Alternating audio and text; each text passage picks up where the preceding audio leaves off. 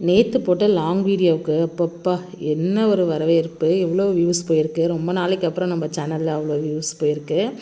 அதாவது மெனக்கெட்டுன்னு கடலுக்கெலாம் போய் மீன் பிடிச்சின்னு வந்து, நண்டு பிடிச்சின்னு வந்து, இறா எடுத்துன்னு வந்து ஏதேதோ சமைச்சு போடுவேன். மட்டன் வாங்கி சமைப்பேன், சிக்கன் வாங்கி சமைப்பேன். அதுக்கெல்லாம் ஒரு வியூஸும் போக மாட்டேங்குது. இந்த புளிப்பொங்கலில் என்ன இருக்குதுன்னு தெரியல, அதுக்கு அவ்வளோ வியூஸ் போகுது. அதுக்கு அவ்வளோ ஹேட்ரஸும் இருக்காங்க. அதுக்கு கீழே வந்து நல்லா இல்லை, நல்லா இருக்காது, அப்படி இப்படின்னு கமெண்ட் பண்ணுறவங்களும் நிறைய பேர் இருக்காங்க. போற்றுவார் போற்றட்டும், தொற்றுவார் தொற்றட்டும். நம்மளோட வேலையை நம்ம கரெக்டாக பண்ணிட்டு போயிட்டே இருக்கலாம். நேற்று தான் இது சண்டே வந்து தைப்பூசம்ன்றதுனால நான்வெஜ் எதுவும் சமைக்கலையா. நேற்று காலையில் எழுந்தோடனே அவரை தடுத்து விட்டு சிக்கன் எடுத்துகிட்டு வர சொல்லியிருந்தேன். சிக்கன் எடுத்துகிட்டு வந்து கொடுத்துருந்தாங்க. சிக்கன் எல்லாம் சமைச்சு முடிச்சதுக்கப்புறம் சடனாக வெளியில் போகிற வேலை வந்துருச்சா, பசங்களுக்கு டிஃபன் தான் பேக் பண்ணுற மாதிரி ஆயிடுச்சு. காலையில் இட்லி ஊற்றி குழம்பு வச்சுட்டு மதியத்துக்கு ஏதாவது செஞ்சு கொடுக்கலாம் அப்படின்னு நினச்சி எடுத்து வச்சுருந்தேன். சடனாக வெளியில் போகணுன்றதுக்காக வேறு எதுவுமே பண்ண முடியல. பசங்களுக்கு இட்லி ஊற்றி கொடுத்துட்டு பசங்களுக்கு சாப்பிட கொடுத்துட்டு நானும் பசங்களோடய போயிட்டு ஈவினிங் தான் வீட்டுக்கு திரும்ப வந்திருந்தேன். எங்கே போனாலும் லேப்டாப் பேக்கை தூக்கிட்டே போயிடுது. அதனால் ஒர்க் பண்ணுறது கொஞ்சம் பெருசாக எதுவும் கேப் எதுவும் விழாது. ஸோ ஈவினிங் வந்தோடனே எடுத்து வச்ச சிக்கன் இருந்ததா, இந்த பசங்க இன்ஸ்டாவில் பார்த்துட்டு இந்த வைரல் சாண்ட்விச்னு ஒன்று போயிட்டுருக்குல்ல, அதை செஞ்சு தர சொல்லி கேட்டிருந்தாங்க. சரி நம்மளுமே அதை ட்ரை பண்ணி பார்க்கலாமே அப்படின்னு சொல்லிட்டு நான் காலையில் வந்து வேறு குழம்பு செய்யலான்னு சொல்லிட்டு மஞ்சத்தூள், இஞ்சி பூண்டு பேஸ்ட்டு, உப்பு போட்டு ஊற வச்சுட்டு போயிருந்தேன்னா, அந்த சிக்கனை அப்படியே இட்லி குண்டானில் வச்சுட்டு ஒரு இதில் வந்து முட்டை, ஒரு இதில் பூண்டு, அப்புறம் ஒரு 4 காஞ்ச மிளகா, காஷ்மீரி சில்லி போடுவாங்க. என்கிட்ட காஷ்மீரி சில்லியில் நான் நார்மல் காஞ்ச மிளகா தான் போட்டிருந்தேன். இது எல்லாமே ஒரு 10 நிமிஷம் வந்ததுக்கப்புறம் நல்லா வெந்து வந்துருச்சு. வந்ததுக்கப்புறம் முட்டையை வந்து ஒரு ஸ்பூன் வச்சு எடுத்தோன்னா அழகாக இந்த மாதிரி வந்துருச்சு. முட்டை நல்லா முழுசாகவே வெந்து போய் தான் இருந்துச்சு. அது வந்து ஒரு மிக்ஸி ஜாரில் மாற்றிட்டு அதுக்கப்புறம் அந்த பூண்டு இருந்துச்சு இல்லையா, அதையுமே போட்டுட்டு அதுக்கப்புறம் காஞ்ச மிளகா, இது கூட வந்து தயிர் சேர்க்குறாங்க. நான் அதை மிஸ் பண்ணிட்டேன். எனக்கு மைண்டில் என்ன இருந்ததோ அதை மட்டும்தான் நான் போட்டு செஞ்சுருந்தேன்.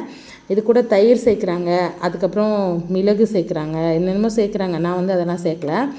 வெறுமனே உப்பு சேர்த்துட்டு அதுக்கப்புறம் கொஞ்சோண்டு வினிகர் மட்டும்தான் சேர்த்துருந்தேன். சேர்த்துட்டு லைட்டாக தண்ணி விட்டு இதை அப்படியே நல்லா குறைன்னு அரைச்சிக்கிட்டேன். சிலர் வந்து சீஸ் சேர்க்குறாங்க, அப்படி எதோ சேர்க்குறாங்க. நான் வந்து நம்ம வீட்டில் அர்ஜெண்ட்டாக செஞ்சதுனால என்ன வீட்டில் இருந்துச்சோ அதை மட்டும்தான் சேர்த்தேன். எக்ஸ்ட்ராவாக போய் கடையில் வாங்கிட்டு வர ஐட்டம்ஸ் எதுவுமே சேர்க்கல. அதை அப்படியே நைஸாக அரைச்சி அதை எடுத்து வச்சுக்கிட்டு அதுக்கப்புறம் வெங்காயம் எடுத்து பொடி பொடியாக கட் பண்ணிக்கிறேன். இதில் வந்து நம்ம என்ன வெஜிடபிள்ஸ் வேணால் ராவா சாப்பிட்ற வெஜிடபிள்ஸ் போடலாம், நம்மளோட சாய்ஸ் தான். வெங்காயம், கேரட்டு, கேப்சிகம், அப்புறம் அது என்னது முட்டைக்கோஸு, இந்த மாதிரி நீங்கள் எது வேணால் போட்டுக்கலாம். பர்பிள் முட்டைக்கோஸ் கூட போடலாம். எல்லாமே சூப்பராக தான் இருக்கும். நான் வந்து வெங்காயமும் குடமிளகாவும் அதுக்கப்புறம் தக்காளியும் போட்டிருந்தேன். தக்காளி போடுறதுனால ஒரு புளிப்பு டேஸ்ட் இருந்தது. ஆக்சுவலாக இதில் வந்து தக்காளி அவங்க போடல. நான் பார்த்த வீடியோவில் எதுலையுமே தக்காளி போடல. சரி நம்ம தக்காளி போட்டுக்கலாமே அப்படின்னு சொல்லிட்டு அதையுமே பொடி பொடியாக கட் பண்ணி போட்டுக்கிட்டேன். அது கூட வந்து கொத்தமல்லி அதையுமே ஃப்ரெஷ் தழையாக எடுத்து அதையுமே நல்லா பொடி பொடியாக கட் பண்ணி போட்டுக்கிட்டேன். இதில் வந்து எதை சேர்க்கணும் எதை சேர்க்கக்கூடாதுன்றதெல்லாம் எதுவுமே கிடையாது. நம்ம இஷ்டம், நம்ம சாய்ஸ் தான். நமக்கு எது வந்து ராவாக சாப்பிட பிடிக்குமோ, பச்சையாக சாப்பிட பிடிக்குமோ அதை எல்லாமே பொடி பொடியாக கட் பண்ணி நம்ம சேர்த்துக்கலாம். அப்புறம் வேக வச்சுருந்த சிக்கனை வந்து இந்த மாதிரி உதிரி உதிரியாக பிச்சு எடுக்கணும். எவ்வளோ பொடி பொடியாக முடியுமோ அவ்வளோக்கு அவ்வளோ உதிரி உதிரியாக பிச்சு எடுத்துக்கோங்க. லாஸ்ட்டாக வந்து இவ்வளோ தான் பிச்சு எடுத்ததுக்கப்புறம் இருந்துச்சு. இது கூட வந்து நம்ம கட் பண்ணி வச்சுருந்தோம் இல்லையா, அந்த காய்கறி, கொத்தமல்லி, இது எல்லாமே சேர்த்துக்கலாம். இது கூட நான் சிக்கன் வந்து காலையில் ஊற வைக்கும்போது லைட்டாக உப்பு போட்டிருந்தேன், இஞ்சி பூண்டு பேஸ்ட் போட்டிருந்தேன், அப்புறம் மஞ்சத்தூள், காரத்தூள் போட்டிருந்தேன். அதோட ஃப்ளேவர் வந்து இதில் நல்லா என்ஹான்ஸ் ஆகியிருந்துச்சு.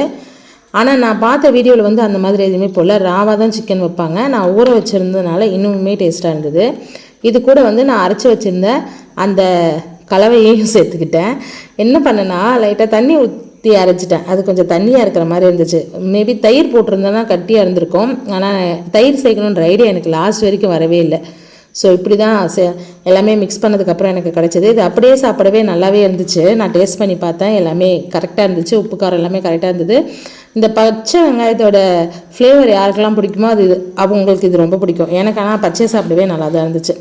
சரி சாண்ட்விட்ஜ் தான் பண்ணணும்னு நம்ம கம்மிட் ஆகிட்டோம்ல, அதனால் அப்படியே பண்ணி கொடுத்துடலாம் அப்படின்னு சொல்லிட்டு நார்மல் ப்ரெட் எடுத்து அதில் இந்த மாதிரி வச்சு அதுக்கு மேலேயும் அந்த ப்ரெட்டு வச்சு கூட வந்து சீஸ்லாம் வைக்கிறாங்க. இது கூட அந்த பேப்பர் மாதிரி ஒரு சீஸ் இருக்குல்ல, அதை வச்சு நான் அப்படியே மெல்ட் ஆகி நம்ம இழுக்கும்போது அந்த பீஸாவில் வர மாதிரி நாராக வரும்ல, அந்த மாதிரி சீஸ்லாம் வைக்கிறாங்க. நம்ம கையில் அதெல்லாம் இல்லை. நான் அதெல்லாம் இது வரைக்கும் வாங்கினதே இல்லை. எப்போயாவது பீஸா சாப்பிடும்போது பார்த்தது தான் அதெல்லாம். அப்புறம் பட்டர் போடுறாங்க. நம்மக்கிட்ட பட்டரும் இல்லை, பாமாயில் தான். எண்ணெயை அப்படியே ஸ்ப்ரெட் பண்ணி விட்டுட்டு 2 பக்கமும் செவக்க விட்டு எடுக்கணும். அது நம்ம லைட்டாக செவக்க விட்டு எடுத்தோம்னா தீஞ்சிருச்சுன்னு பயந்துடக்கூடாது. அது அப்போ வந்து நல்லா கிறிஸ்பாக முறுமுறுன்னு அவுட்டர் லேயர் வந்து நல்லா முறுமுறுன்னு வரும், உள்ளே வந்து சாஃப்டாக இருக்கும், சாப்பிட்றதுக்கு நல்லா தான் இருக்கும். அதனால் நல்லா திருப்பி போட்டு இந்த மாதிரி கொஞ்சம் செவக்க விட்டு எடுத்துக்கோங்க. அதுக்காக கருக விட்டு எடுத்துகிட்டு கசக்குது அப்படின்னு சொன்னால் நான் பொறுப்பாக மாட்டேன்.